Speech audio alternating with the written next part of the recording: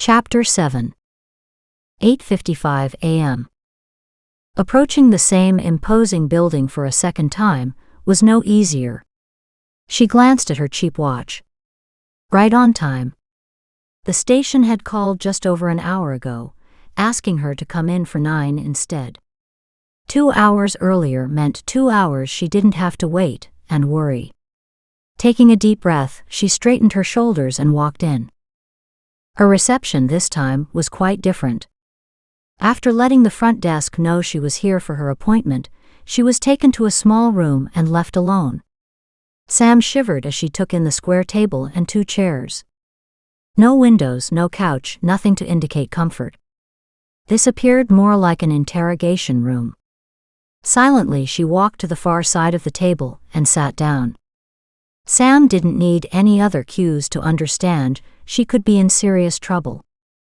She just didn't know why. The door opened, admitting an older, grizzled cop. "Miss Blair, thanks for coming in. I'm Detective Stan Robertson." Sam grimaced. Warily, she watched as the man pulled out the other chair and sat down, dropping a file folder on the table. "So you're a psychic, are you?" She replied, somewhat. He glanced over at her, his bristly eyebrows slightly raised.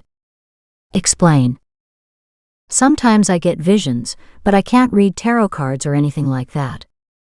He opened his folder and started writing notes on his pad of paper. She tried to read his chicken scratch. It proved impossible. She waited until he'd finished writing, before asking a question of her own. "Why did you call me in?" "You reported a murder." Calm, quiet, he gave no inkling of his reaction to her report. He could be writing out a grocery list for all the emotion he showed. Sourly, she realized he'd probably been on the force so long that nothing fazed him. "Where's Detective Sutherland?" "He's off duty right now. He'll be in soon." "I'd prefer to speak with him." Actually, she wanted to speak with only him, suddenly realizing she might not have the chance. What the hell was going on? "We'll have him call you to follow up." His demeanor suddenly changed. "So where were you when this murder happened?" "In bed, sleeping." His disbelief should have been an early warning. It wasn't. The same bed as this woman? Blindsided, she slumped in her chair. So that was it. She was a suspect. Wait a minute. She sat straight up. "Did you find her?" she asked. "Why don't you tell me?" He smirked at her and returned to note-taking. Sam didn't know what to think. Every time she stepped forward to help, she became a suspect. But stupid her, she kept coming back for more. When would she ever learn? "So where were you at?" The officer stopped to look at his notes. "Between midnight and 4 this morning." "At home," Sam answered, her shoulders slumping. "And yes, I was alone." "So you have no alibi." He jotted something down. "If I'd known ahead of time that I'd need one, then I'd have made an effort to be with someone. But I didn't." Sam glared at the man sitting opposite her. She didn't want to be here. She should have told Brandt that she couldn't come. "I'd like to talk to Detective Sutherland," she repeated. "Yeah, we'll get on that right away." He never moved. Sam snorted before subsiding into silence. She was past helping him. "Let's get back to exactly what you were doing the evening leading up to the death of your friend." "She wasn't my friend. I didn't know her. I don't even know where she lives." It took effort to keep the wobble from her voice. She didn't think she'd ever get used to the accusations or the mockery that often accompanied the disbelief. She eyed the officer writing extensive notes. What the hell could he write to fill 2 full pages? Without a word or a glance her way, he got up and left the room. Sam waited with mounting frustration, and an hour later, when she still sat here, the frustration morphed into an insidious fear. She couldn't stop trembling. She interlocked her fingers and sat on them. "Focus, you idiot." Don't let them get to you. You can do this. No reason for them to hold you here much longer. Using a mantra that had helped her in the past, she mentally repeated, "All will be well. Everything happens for a reason. All will be well. Shit happens." That was the other mantra of her life. And it sure as hell had. All will be well. All will be well. All will be well. The door opened suddenly. She forgot to breathe. The same detective she'd seen at the very first meeting walked in. She sighed in disgust. "I'm Detective Bresson. I need to ask you some questions." "Why? You didn't believe me when I walked in here the first time. What's changed?" He ignored her. Sam listened in disbelief as the questioning started all over. An hour and a half after she had arrived, Sam was shown the front door, the officer's words echoing in her head. "Don't leave town." Go where? Bitterness overwhelmed her. She had nowhere to go. 10:50 a.m. Brant checked his watch as he pulled the pickup into the side parking lot and hopped out. With any luck, he'd have time to grab a mug of coffee before Sam arrived. He'd tried contacting the police artist last night, without success.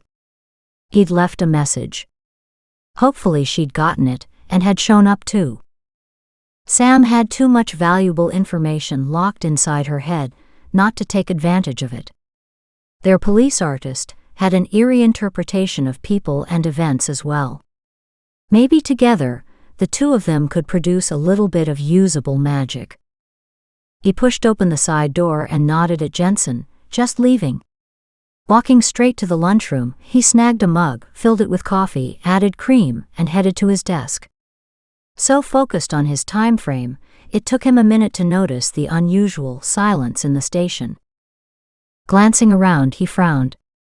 People weren't smiling at him. No one said hello or good morning. What the hell? "Hey, Adam. What's up?"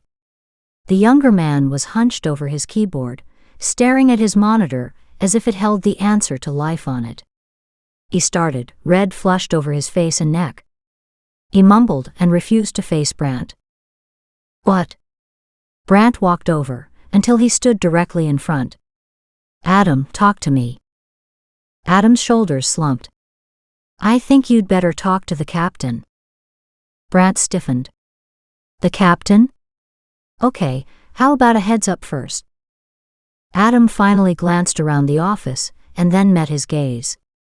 "Personally, I think she might be on the up and up, but some think she's in this neck deep." She. The caffeine had yet to kick in, or his brain hadn't woken up yet. Either way, nothing about this was making any sense. "Your little psychic friend." His stomach soured. "Sam. What does she have to do with this?" Brant checked his watch. She should be out front waiting for him by now. Has she arrived already? Adam looked at him, puzzled. She just left. Left? Brant searched the large open room, hoping to catch a sign of her. Why? I asked her to come in at 11. I wanted her to meet with the sketch artist. Adam lowered his voice and leaned closer. She arrived hours ago. They just let her go. Black blinding anger coiled deep inside, stirring in anticipation of freedom. They. Brant's voice was cold and thick. Who the hell had gone after Sam without talking to him first? Who the hell dared? Because that asshole had a surprise coming. Sam was his source and no one else's. Adam ducked and peered from side to side, checking to see if anyone was watching them. The two of them always talked. They were on the same team, for Christ's sake. Brant leaned closer. Talk to me, he ordered the younger man. I want it all, and I want it all now. Adam flushed even redder. I don't know the details. Ask Kevin. Kevin. Brant thought about it for half a heartbeat. Yeah, that made sense. Kevin's black and white view of the world matched his black attitude. Kevin didn't appear to trust anyone. Damn it. It was time to have a talk with Kevin. Brant hated feeling like he'd been targeted. Just then Dylan joined them. Both men half turned away from Dylan, who belonged to one of the other teams. He wasn't privy to their work. What secrets are we discussing now? Both men gave him a baleful look. Adam walked away without saying a word. Brant studied him. Why would he even begin to step in where he wasn't wanted? Brant had little to do with him, thankfully.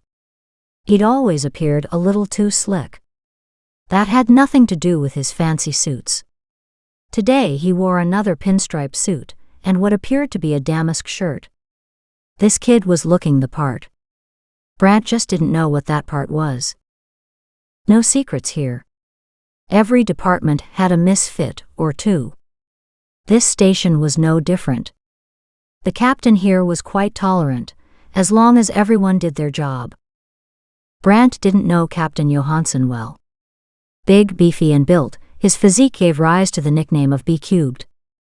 He kept a military-style haircut that showed more white than gray and had a huge squared-off jaw. Buzz Lightyear, anyone? Yet he had a reputation of being a straight shooter with his men, and fair on most issues. But on the question of psychics?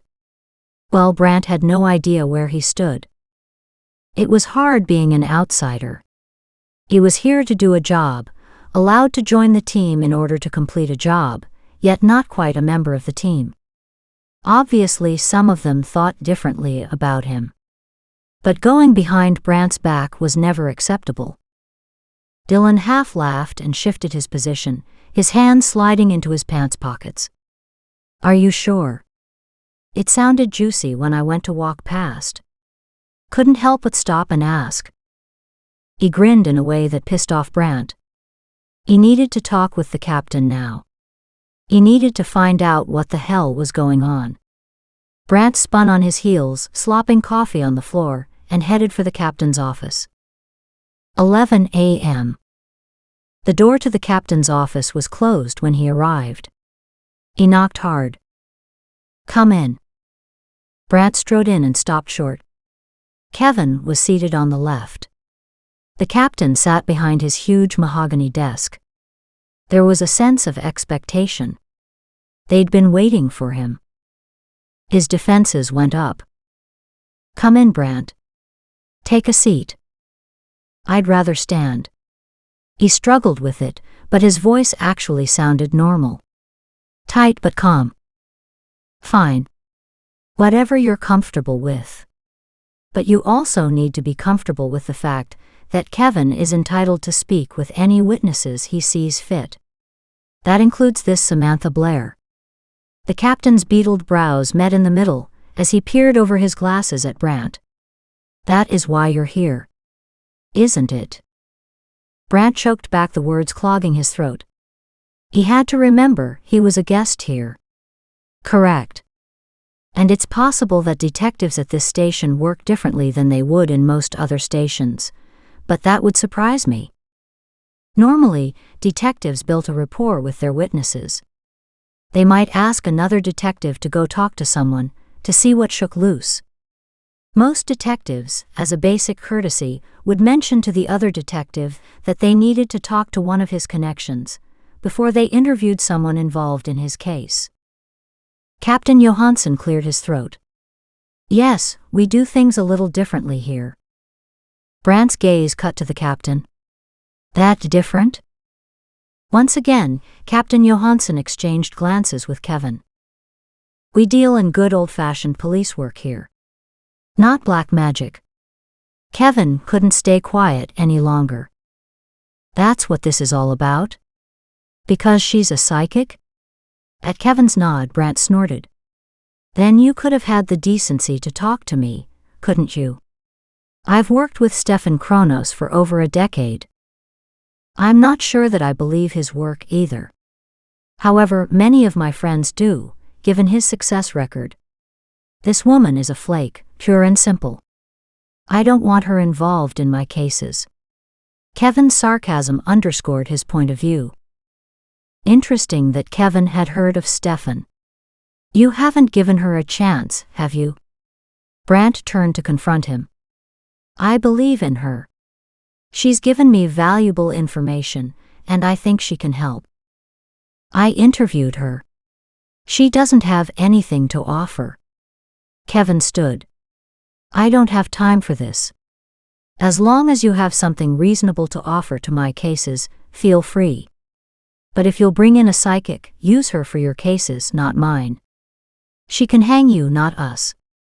You're only visiting here. And you won't destroy our reputation with your fucked up ideas. Kevin strode out, leaving an uncomfortable silence behind. Brant looked back at Captain Johansson, who stared back. Is that the official stand? He pursed his lips, thinking. For the moment. I'm certainly not a fan of using psychics. But I do know Stefan's work. So I can't discount them either. Let me know if she comes up with anything we can use. Other than that, don't confuse the issue between hard work and easy answers. 11:20 a.m. Kevin walked through the commons, staring straight ahead. Most of the office knew what had just happened. The interior walls were very thin. He didn't give a shit. Let them talk. As long as they didn't bring it to him, he could care less. He had work to do, and gossip wasn't one of his job duties. Neither was dealing with flakes. Even harmless ones. But he'd had to check it out further. Now he'd done so, and now he could wash his hands of her. Good riddance. If only Brant would see things his way. He'd expected more of this visiting detective. Brant seemed to be a straightforward kind of guy. He'd always dug in and helped where needed, and he sure as hell knew how to get the job done. But this psychic stuff was just plain weird. That he'd trumped Brant's witness wasn't something he was prepared to get into. Not on a murder case. Besides, like religion, there was just no telling where individual beliefs lay. That was fine with Kevin. He didn't push his beliefs down anyone's throat, and expected the same courtesy, especially at work. Kevin shook his head. Christ, a psychic.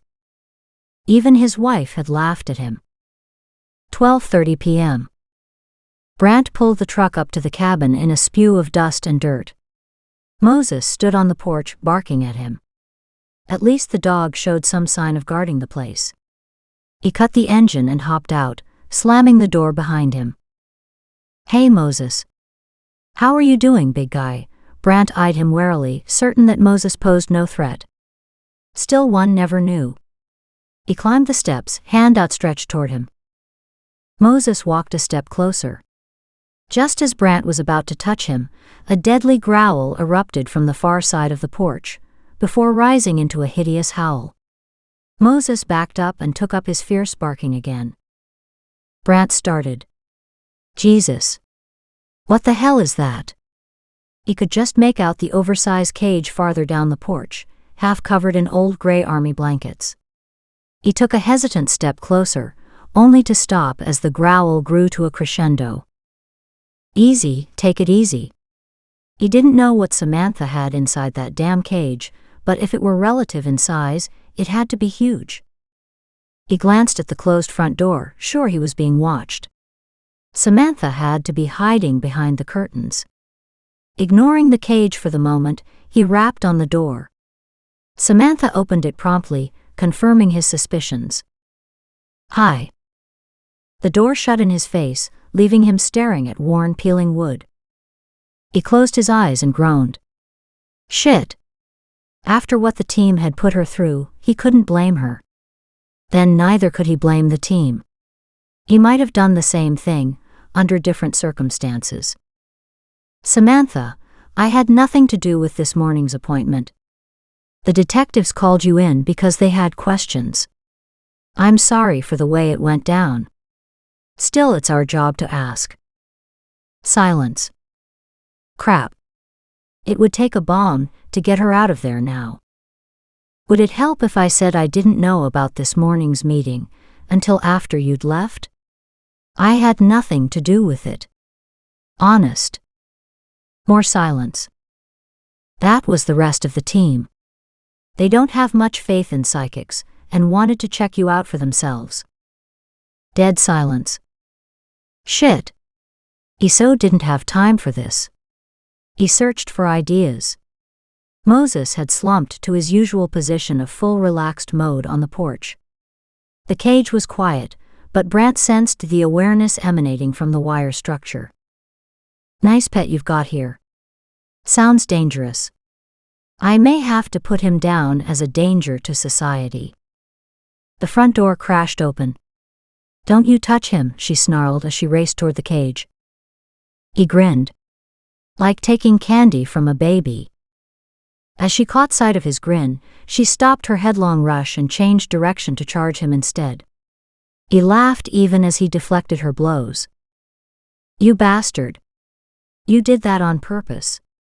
She took another swing at him, her knuckles grazing the top of his nose. Still laughing, he snagged her wrists. You're right. That was low, but I had to get you out of the house. He was loath to let go of her wrists. Not wanting to get clipped was only one reason. The ire in those velvet eyes spoke volumes about her temper. No, it had more to do with the shape and fit of her against him. He switched to holding both her wrists with one hand. The fingers of his other hand sank deep into the always-present sweater, this time a deep forest green one, before finding her warm flesh below. Her frame, surprisingly solid. The purple fire shooting from her eyes made him grin. Even as he watched, she ran her tongue over her lips. His stomach clenched. He reached and tugged her long braid. He stared at her hands gripped in his. Blue veins wound from her fingers up and under her sleeve. He frowned and loosened his hold. Sorry. He grimaced as pink rushed through to her pale fingertips. I didn't mean to hurt you. Samantha tugged her hands free and stepped away from him. I'm not hurt. He glanced from her hands to her face, frowning. Somehow he didn't think she'd tell him if she were. She wouldn't change on his say-so. May I come in? She shuffled her feet but refused to look at him. More evasiveness. Not a surprise coming from her. He waited for a moment before adding, please.